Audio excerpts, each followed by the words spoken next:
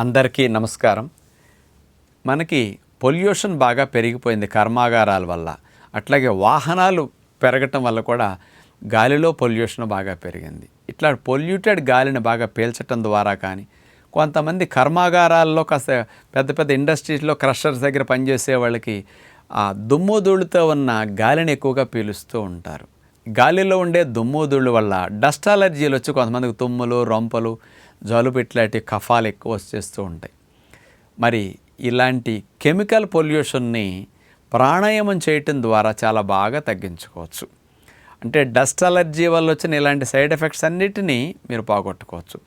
రెగ్యులర్గా కనుక మీరు ప్రాణాయామం ప్రొద్దున పావుగంట సేపు, సాయంకాలం పావుగంట సేపు కనుక చేస్తే ఇలాంటి పొల్యూషన్లో పనిచేసేవారు, లేకపోతే డస్ట్ ఎక్కువగా గాలి రూపంలో వెళ్ళేవారికి మాత్రం ఆ లంగ్స్లో సైనస్ అందులో పేరుకున్న ఈ డస్ట్ అంతటిని క్లీన్ చేసుకోవటానికి ఏ రోజుకి ఆ రోజు ప్రాణాయామం చేసినప్పుడు మాత్రం మీకు లంగ్స్ లైఫ్లో ఇబ్బంది అవ్వకుండా, ఆస్తమాగా బ్రాంకైటిస్ లాంటి క్రానిక్ డిజార్డర్స్ మీకు రాకుండా రక్షించుకోవటానికి, ఇలాంటి కెమికల్ పొల్యూషన్ నుంచి పూర్తిగా లంగ్స్ని శుద్ధి చేసుకోవటానికి, సైనస్ అందుల్ని క్లియర్ చేసుకోవటానికి ప్రాణాయామం తిరుగులేని మెడిసిన్.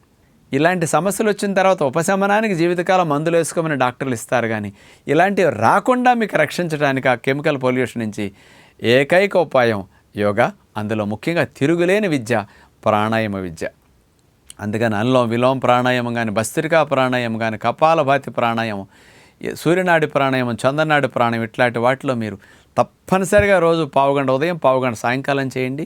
ఇలాంటి వృత్తులు వారికి ఊపిరితిత్తులు ఆరోగ్యంగా ఉండటానికి ఇది తిరుగులేని ఆయుధంగా ప్రాణాయామం ఉపయోగపడుతుంది విజ్ఞప్తి చేస్తూ నమస్కారం.